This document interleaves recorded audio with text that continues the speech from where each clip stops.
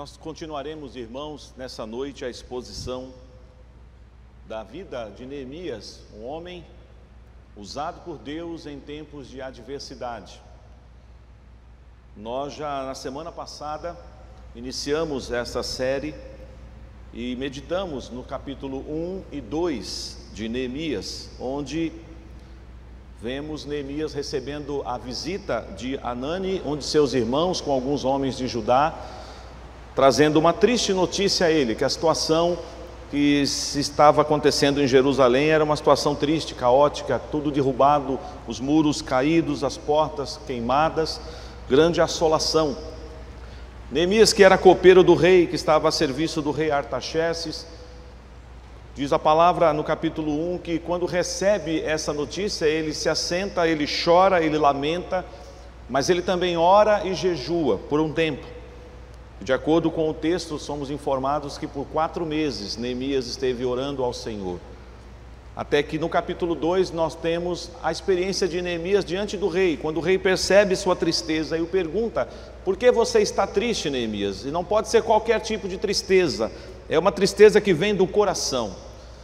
E Neemias, que vinha orando por esse dia, por esse momento, vê agora Deus abrindo essa porta para que ele pudesse compartilhar a tristeza do seu coração, e mais do que compartilhar a tristeza, fazer um pedido ao rei, de que ele pudesse ir até Jerusalém. Para tanto ele teria que se ausentar do seu posto de copeiro, pedindo licença, e ele deveria então trabalhar na reconstrução dos muros, juntamente com os moradores de Jerusalém. Não seria uma tarefa fácil, porque o povo estava meio que acomodado, acostumado com aquela situação, e ele deveria então ir para lá, ter que diagnosticar aquela situação e de certa forma colocar o dedo na ferida, confrontar aqueles homens da miséria em que eles encontravam e desafiá-los à reconstrução dos muros de Jerusalém. Deus está no controle de todas as coisas, a boa mão do Senhor é com Neemias, e ele consegue a autorização do rei, ele consegue mais do que autorização, mas ele consegue inclusive permissão para passar nas fronteiras, ele recebe a autorização para utilizar a madeira da floresta do rei, ele vai escoltado por alguns soldados a mando do rei, ele chega em Jerusalém. Mas o texto nos diz, mostrando uma qualidade de Neemias, além dele ser um homem de oração, um homem de ação, mas um homem discreto, e não fala inicialmente o que foi fazer lá, mas só depois de inspecionar aquilo que o seu irmão tinha relatado para ele, ele volta e convoca os nobres, os magistrados, os líderes, os homens daquela cidade, e aí sim ele vai dizer: nós estamos na miséria, somos uma situação muito triste. E ele então conclama o povo à reconstrução dos muros. É bem verdade que quando isso acontece, surgem os adversários, surge a oposição. Sanbalate, Tobias e Gesem se levantam e começam a não ver com bons olhos isto, mas ainda assim, Neemias, um homem que está focado na obra do Senhor, entende que Deus o levara para aquele lugar, ele diz: nós, seus servos, reedificaremos, o Senhor nos dará bom êxito nesta obra. E agora nós estamos aqui hoje para expor o capítulo de número 3, e eu inicio esse capítulo antes da leitura dizendo o seguinte: somos tentados a pular o capítulo 3 de Neemias. Não sei se você já percebeu isso, quando você leu Neemias, chegou no capítulo 3, você olhou e falou assim: aqui só tem nome de pessoas, vou para o capítulo 4. Muitas vezes nós pulamos o capítulo 3 e continuamos a história de Neemias a partir do capítulo 4. Mas esse capítulo 3 que nós leremos daqui a pouquinho é um dos mais importantes do livro de Neemias. A próxima vez que você passar por aqui numa leitura programada, na sua devocional, não pule o livro, o capítulo 3. Aliás, vale aqui uma dica pastoral: tudo que está na palavra de Deus, de Gênesis a Apocalipse, é palavra de Deus, inclusive as genealogias, que tem gente que diz assim: pastor, para que serve genealogia? Eu não aprendo nada na genealogia. Se não fosse importante, não estaria na palavra de Deus.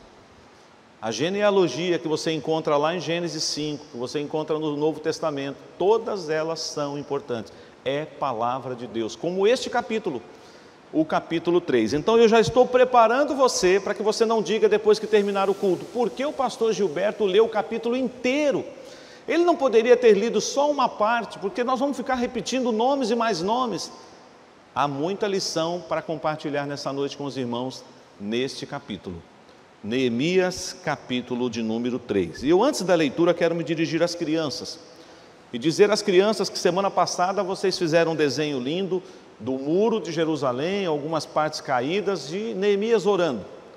Hoje vocês podem desenhar o mesmo muro, podem agora fazer assim o seu desenho na horizontal da folha, um muro bem grande, o máximo que você puder fazer o muro, e você vai colocar várias famílias, você vai fazer grupos de famílias trabalhando no muro. Então você vai colocar um grupinho no canto esquerdo, no meio da folha, você vai colocar a sua família, você vai desenhar você, seu pai, seus irmãos, sua mãe, e na outra ponta da folha, uma outra família, todos trabalhando no muro. A ideia é mostrar vários grupos trabalhando durante o muro de Jerusalém, e nós vamos, através agora dessa leitura, entender isso. Neemias, capítulo de número 3.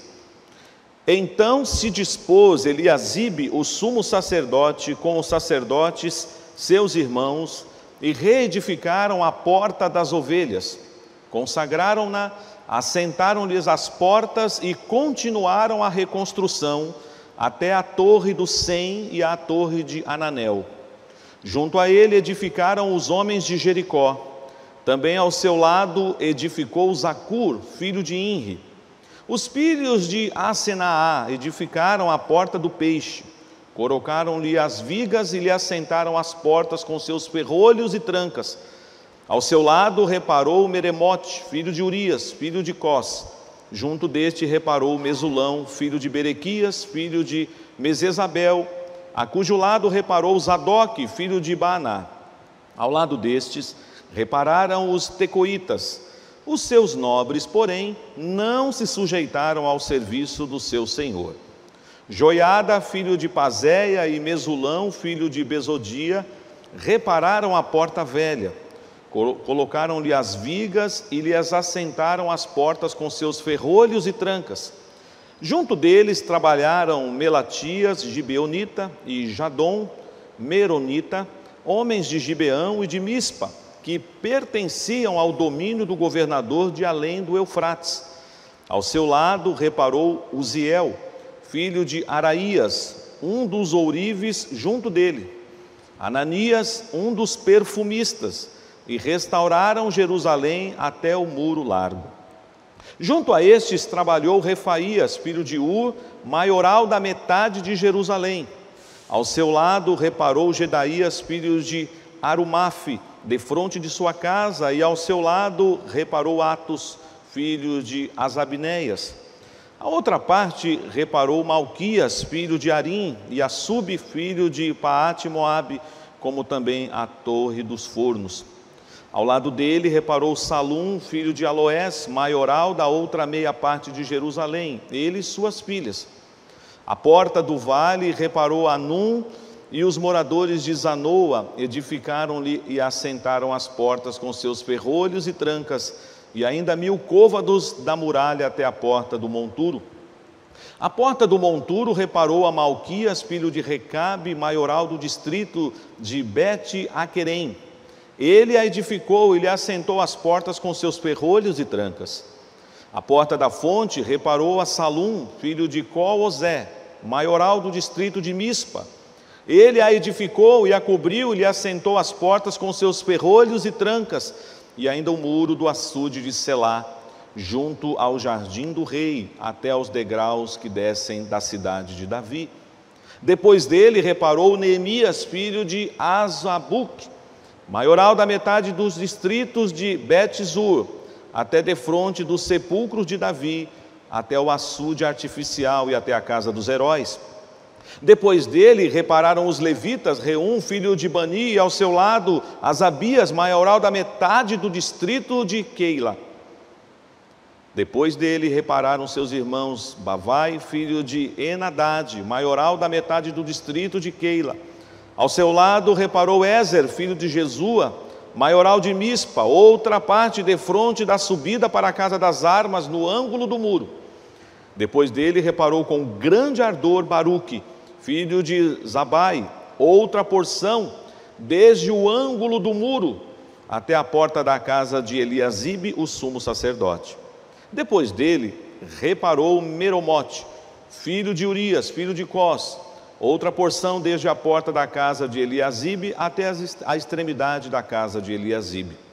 Depois dele, repararam os sacerdotes que habitavam na campina.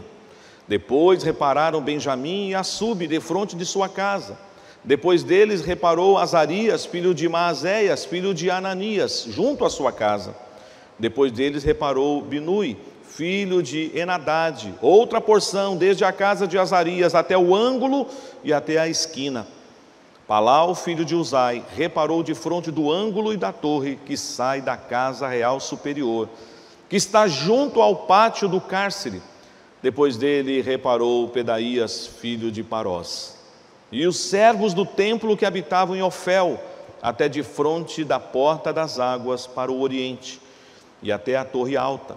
Depois repararam os tecoitas, outra porção, de fronte da torre grande e alta, e até o muro de Ofel.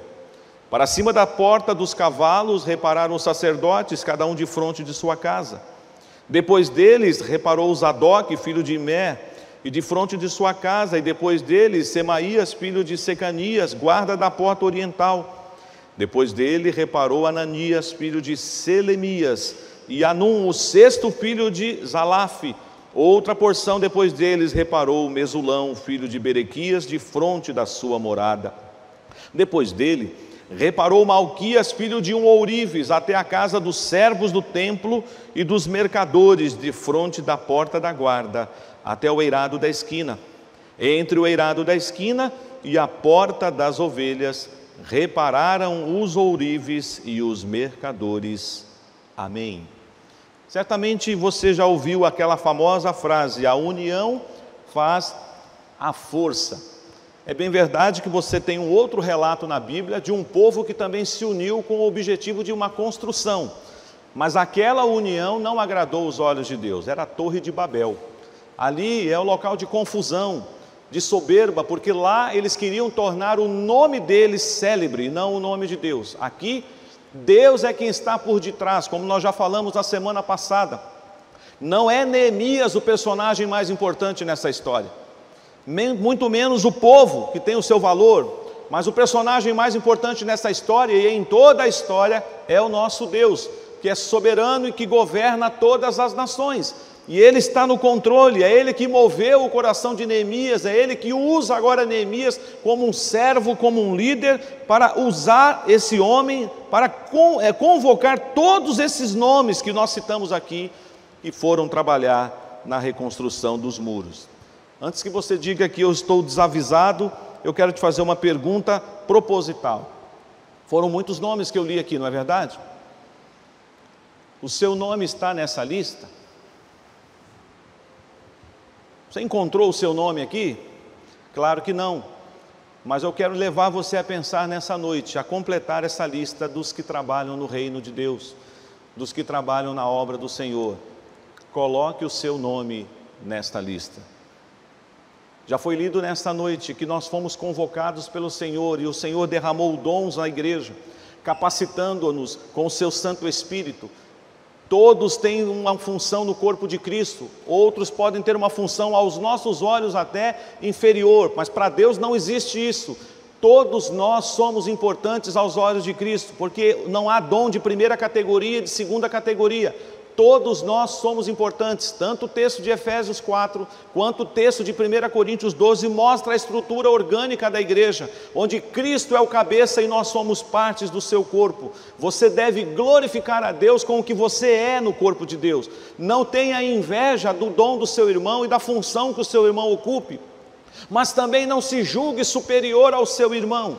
E talvez alguns não se julguem inferior, porque às vezes você diz assim: ninguém valoriza o que eu faço. Você vai observar nesse texto, e talvez a leitura já lhe chamou a atenção de algum lugar, que algumas pessoas executaram partes maiores do muro, outras pessoas cuidaram de partes menores do muro, mas o texto faz questão de registrar todos que trabalharam nesta reconstrução, porque nós somos chamados, irmãos, para servirmos ao Senhor juntos. Mesmo que tenhamos as nossas diferenças, não existe carreira solo no reino de Deus. Neemias não conseguiria cumprir esse propósito sozinho. Neemias foi aquele que Deus trabalhou no coração, Deus forjou Neemias, preparou Neemias, mas Neemias certamente precisaria de auxiliares, de cooperadores. Não é diferente hoje. Nos dias de Jesus, o Senhor Jesus poderia fazer tudo o que Ele fez sozinho, mas ainda preparando a igreja e mostrando a necessidade de auxiliares, Ele escolhe os 12, prepara os 12 que darão sequência à igreja. E isso já começou lá no Antigo Testamento, quando Jetro dá aquele sábio conselho para o seu genro Moisés. Sempre nós precisamos entender a importância do trabalho coletivo na igreja. Muitas vezes, incompreensivelmente, algumas pessoas dizem assim: apenas a liderança remunerada deve trabalhar na igreja. Afinal de contas, e eu não gosto de dizer isso, mas apenas para ilustrar, e abro aspas e fecho aspas, afinal de contas, eles ganham para isso, eles é que trabalham, nós só temos que receber. Não é assim no reino de Deus, irmãos. Todos nós trabalhamos, todos nós servimos, e os ministros de Deus que recebem por causa da palavra, eles são dignos disso. O apóstolo Paulo abre mão do seu direito, porque naquele momento ele entendeu que não deveria fazer isso, mas é algo que a igreja presbiteriana a qual nós servimos a Deus é uma igreja zelosa quanto a isso. Mas nós devemos tomar cuidado para não cairmos nessa cilada, de acharmos que você trabalha quando der, se voluntaria para alguma tarefa, e às vezes eu sei que a palavra voluntariado hoje está na moda, mas particularmente eu não gosto de chamar as pessoas que trabalham na igreja de voluntários. Você é servo, você é serva, você é discípulo, você é discípula, porque um voluntário pode deixar a tarefa no meio do caminho. Eu sou voluntário mesmo, eu não ganho para isto, eu posso começar uma coisa e posso deixar, mas lembre-se que você tem uma chamada da parte de Deus para desempenhar, como esses homens também tiveram. Uma característica do capítulo 3, se você quiser comparar, por isso que os irmãos que estão em casa acompanhando, eu peço que você pegue a sua Bíblia, porque talvez na leitura que foi projetada nós não tivemos como colocar esse detalhe. Olha só uma coisa interessante, cada parágrafo do capítulo 3 está girando em torno de uma porta do muro de Jerusalém. E em cada uma dos parágrafos a letra começa em negrito. Se você tiver com a Bíblia com a mesma versão que eu na revista atualizada, você vai perceber isso. Aí no versículo 1 do capítulo 3, a palavra então, já tem aí a letra E, que está em negrito. Percebam isso? Ele está falando aí da porta das ovelhas. Você vai no versículo 3, você vê aí a palavra os filhos, aparece aí o O com negrito, está começando outro parágrafo, porque ele vai falar da porta do peixe. Depois você vai no versículo 6, e você encontra a palavra Joiada, que é o filho de Pazéias, também a letra J em negrito, mostrando agora a porta velha, que é citada depois em um outro lugar.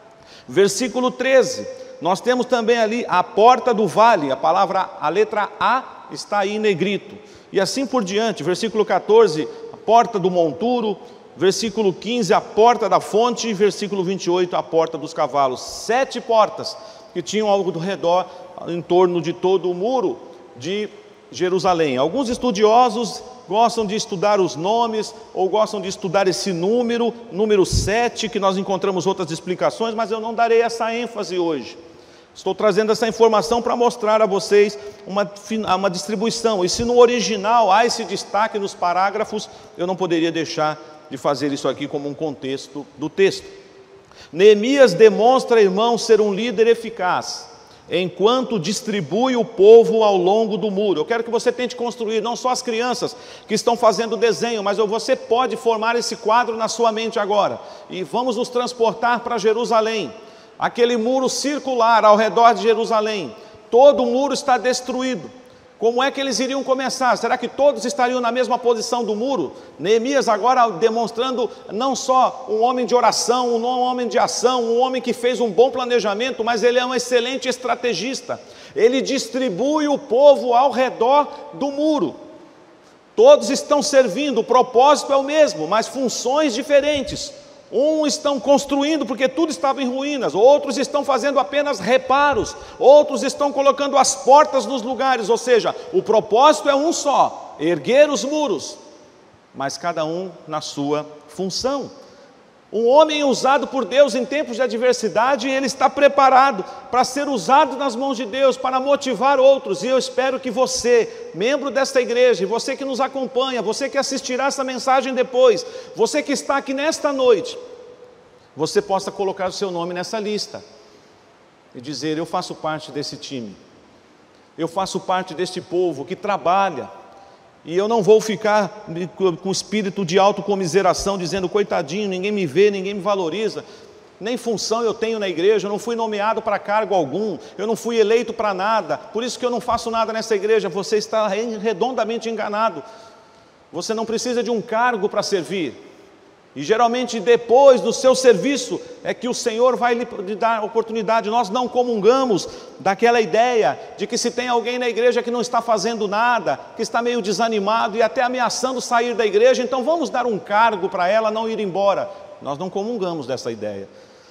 Deus chama aqueles que já estão bem ocupados e Deus capacita, dando a esses irmãos o trabalho para desempenharem. Mas eu quero compartilhar com vocês essa noite, rapidamente agora, alguns princípios que neste capítulo, como eu disse, que aparentemente poderia ser pulado, porque você diz: pastor, só tem nome aqui, não tem mais nada para ser observado, para que me chame a atenção. Mas se você olhar, agora você verá, além do que eu já falei, outras lições para nós. Primeiro, Neemias demonstra uma coordenação nessa liderança.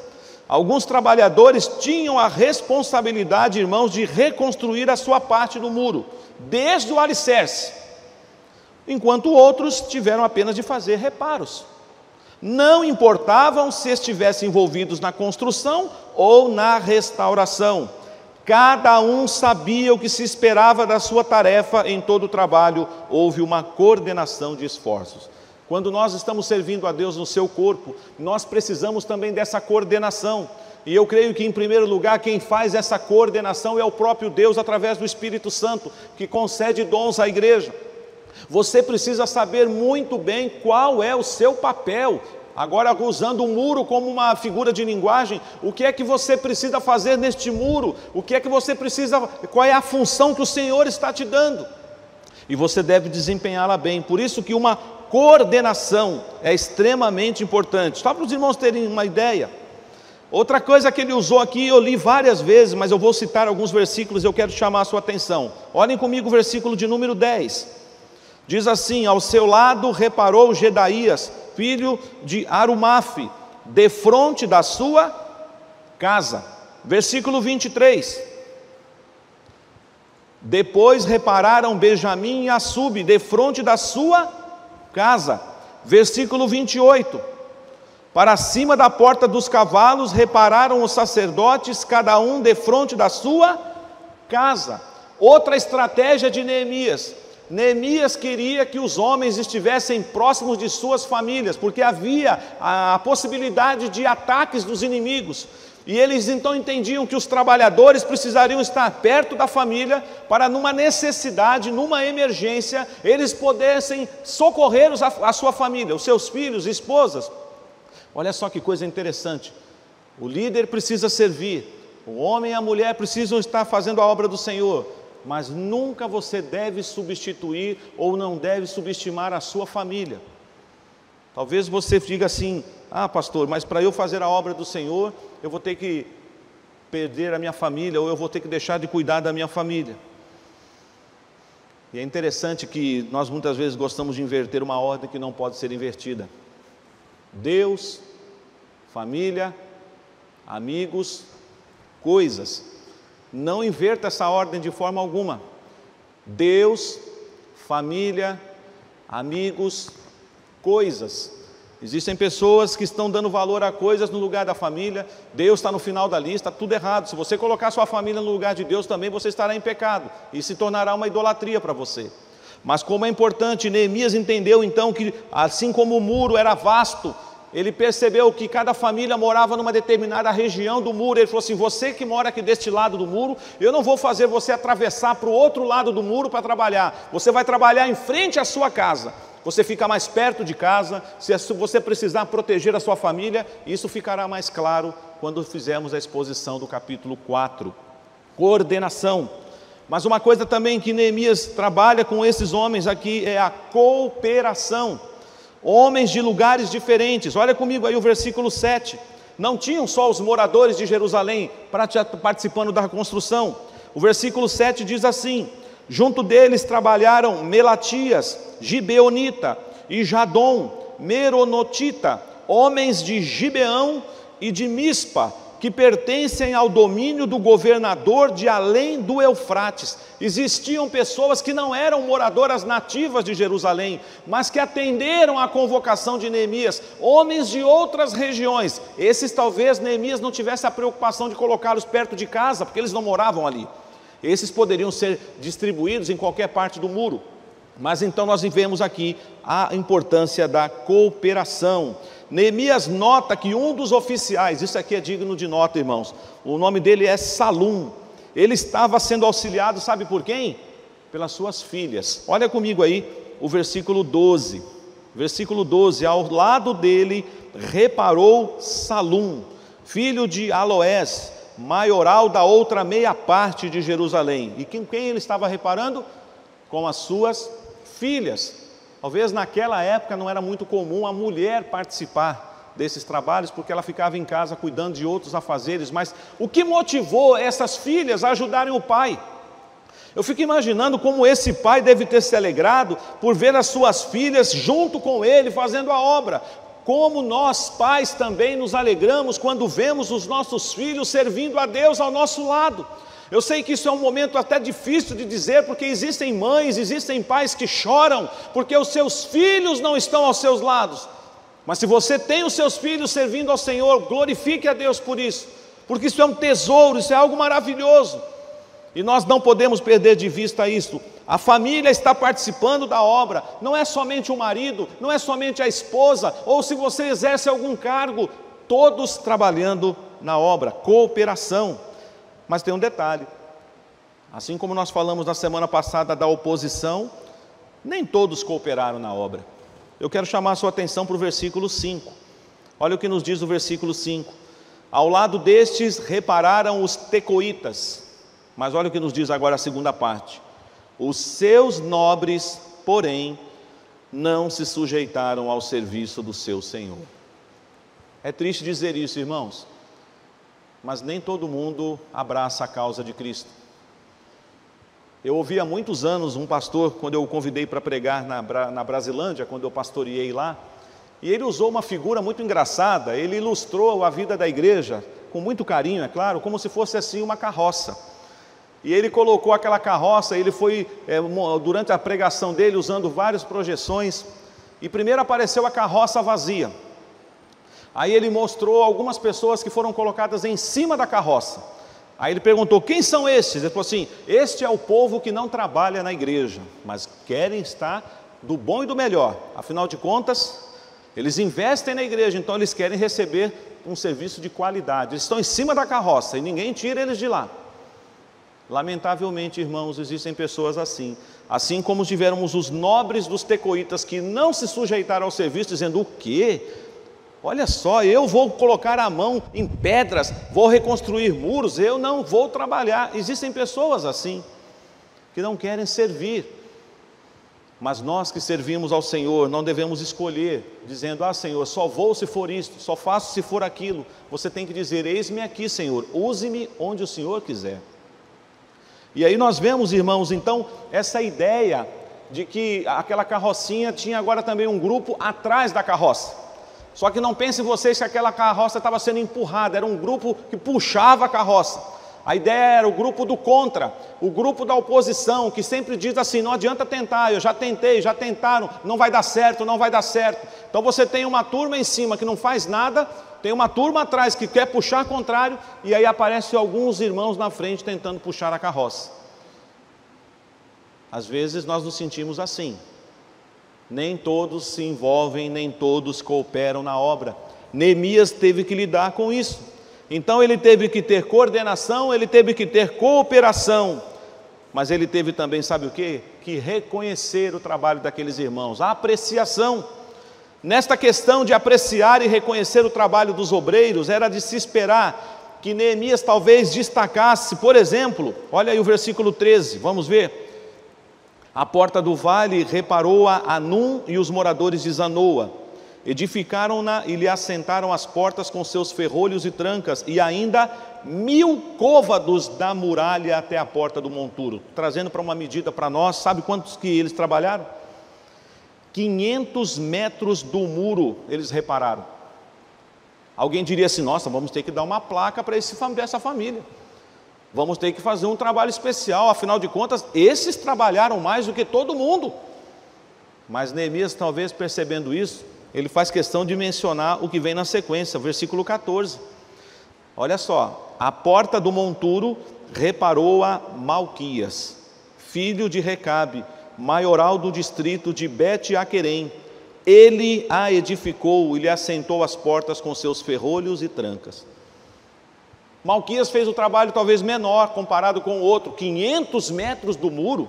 Ele só ficou num lugar, ele fez alguns reparos na porta, e alguém diria assim, não, esse trabalho dele é um trabalho desprezível, qualquer um pode fazer. Esse é o ponto.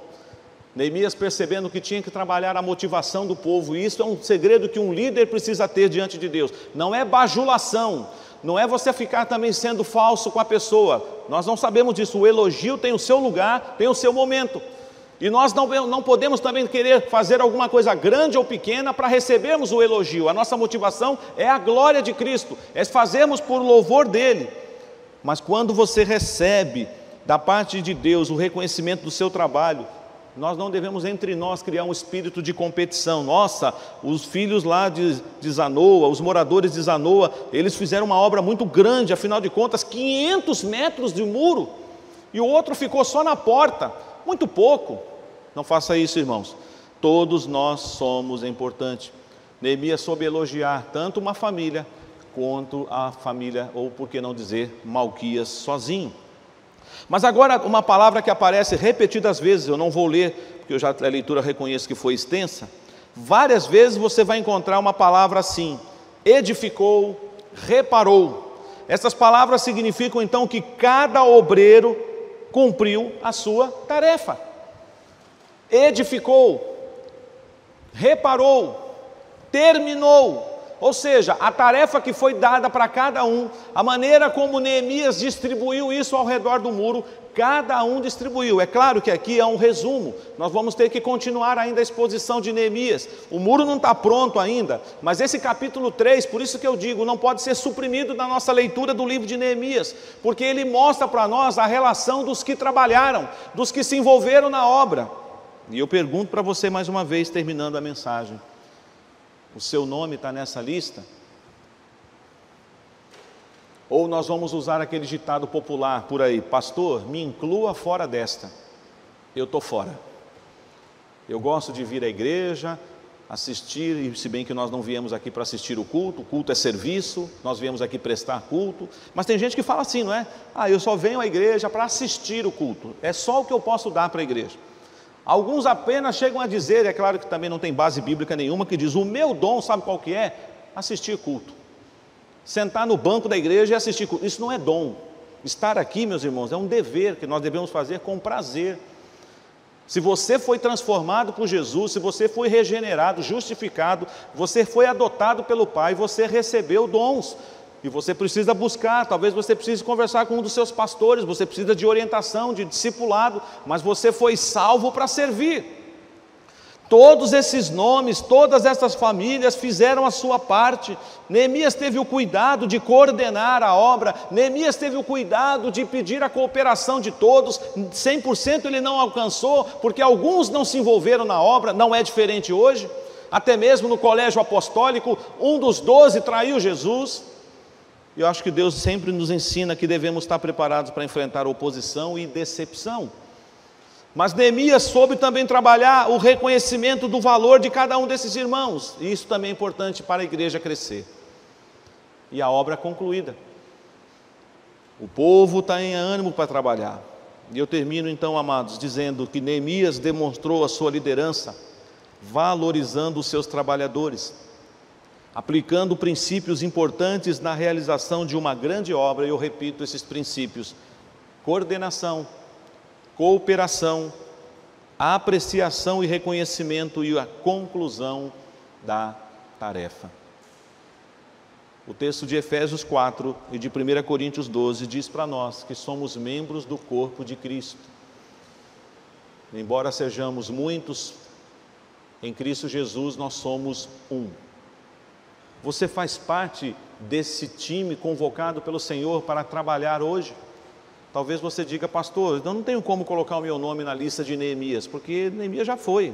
A história de Neemias só está registrada na Bíblia. Eu sigo o exemplo de Neemias, mas eu estou no século 21, no ano de 2021.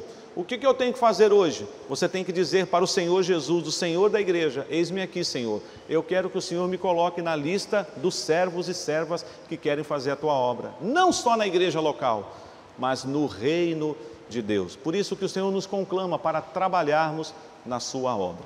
Que Deus abençoe a sua vida, aos irmãos que estão acompanhando em casa.